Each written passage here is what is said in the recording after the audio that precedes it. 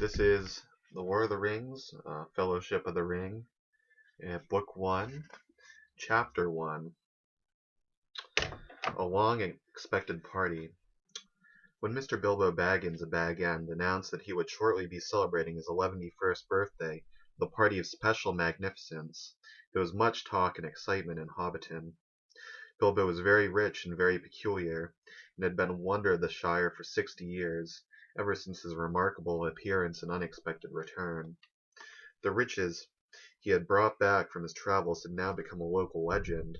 It was popularly believed, whatever the old folk might say, that the hill at Bag End was full of tunnels stuffed with treasure, and if that was not enough for fame, there was also his prolonged vigor to marvel at. Time wore on, but it seemed to have little effect on Mr. Baggins. At 90 he was much the same as at 50. At 99 they began to call him well preserved, but unchanged would have been near the mark.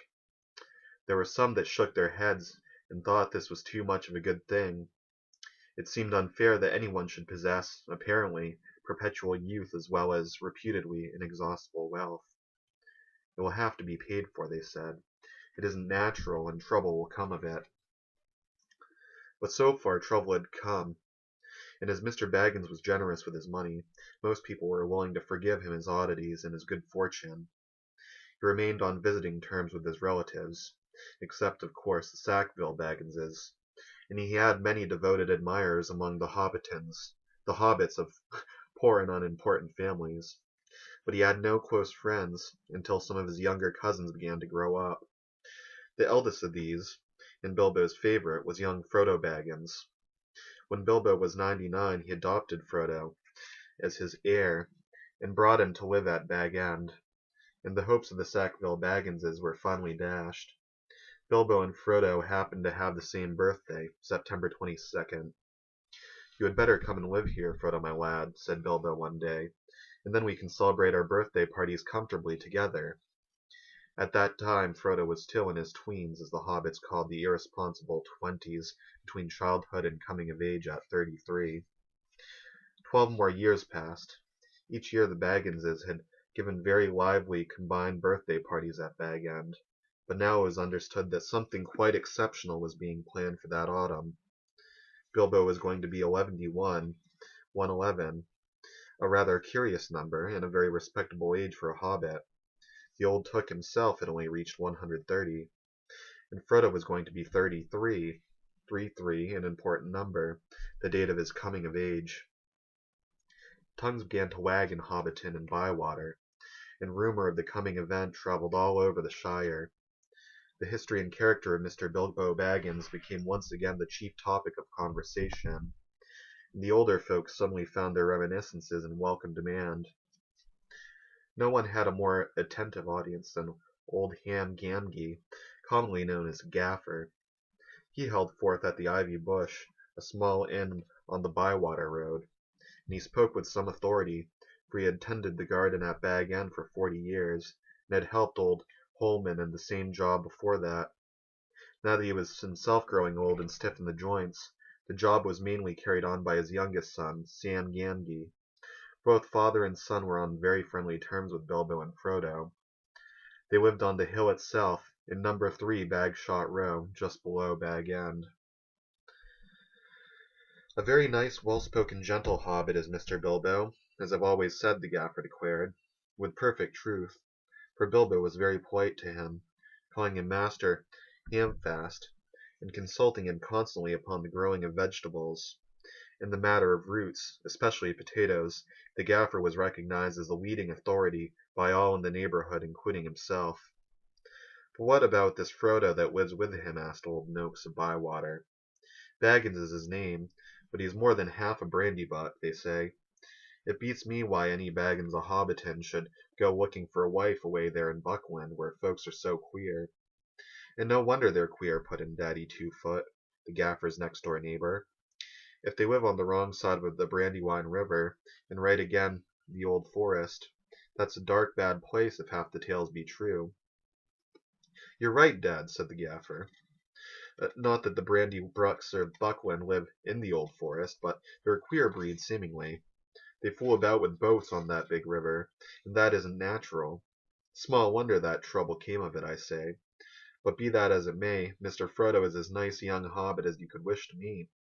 Very much like Mr. Bilbo, and in more than looks. After all, his father was a Baggins. A decent, respectable hobbit was Mr. Drogo Baggins.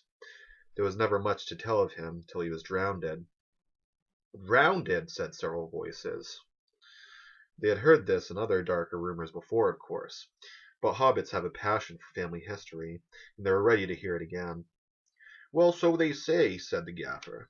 You see, Mr. Drogo, he married poor Miss Primula Brandybuck. She was Mr. Bilbo's first cousin on the mother's side, her mother being the youngest of the old Took's daughters, and Mr. Drogo was his second cousin. So Mr. Frodo is his first and second cousin, once removed either way, as the saying is, if you follow me. And Mr. Drogo was saying that Brandy Hall had his father-in-law, old Master Gorbodoc, as he often did after his marriage, him being partial to his victuals, and old Gorbodoc keeping a mighty generous table. And he went out boating on the Brandywine River, and he and his wife were drownded, and poor Mr. Frodo only a child and all. Well, I've heard they went on the water after dinner in the moonlight, said old Noakes, and it was Drogo's weight as sunk the boat. And I heard she pushed him in, and he pulled her in after him, said Sandyman, the Hobbiton miller. You shouldn't listen to all you hear, Sandyman, said the Gaffer, who did not much like the miller. There isn't no call to go talking of push in and pull in. Boats are quite tricky enough for those that sit still without looking further for the cause of trouble. Anyway, there was this Mr. Frodo left an orphan, and stranded, as you might say, among those queer Bucklanders, being brought up anyhow in Brandy Hall. A regular warren by all accounts. Old Master Gorbodoc never had fewer than a couple of hundred relations in the place. Mr. Bilbo never did a kinder deed than when he brought back the lad to live among decent folk. But I reckon it was a nasty shock for those Sackville Bagginses.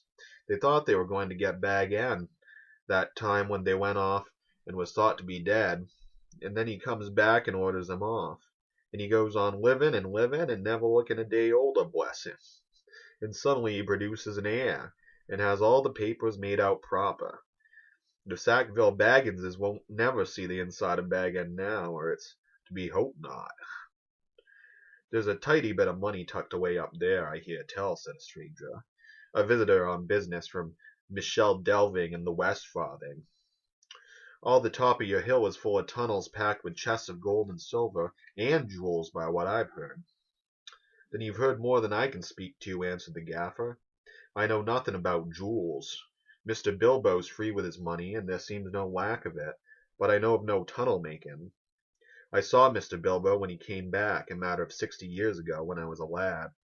I'd not long come prentice to old Holman, him being my dad's cousin, but he had me up at Bag End helping him to keep folks from trampling and trapissing all over the garden while the sale was on. And in the middle of it all, Mr. Bilbo comes up the hill with a pony and some mighty big bags and a couple of chests. I don't doubt they are mostly full of treasure he had picked up in foreign parts, but there be mountains of gold, they say. But there wasn't enough to fill tunnels. But my lad Sam will tell you more about that. He's in and out of Bag End. Crazy about stories of the old days he is, and he listens to all Mr. Bilbo's tales. Mr. Bilbo has learned him his letters, meaning no harm, mark you, and I hope no harm will come of it. Elves and dragons, I says to him, cabbages and potatoes are better for me and you. Don't go getting mixed up in the business of your betters, or you'll land in trouble too big for you.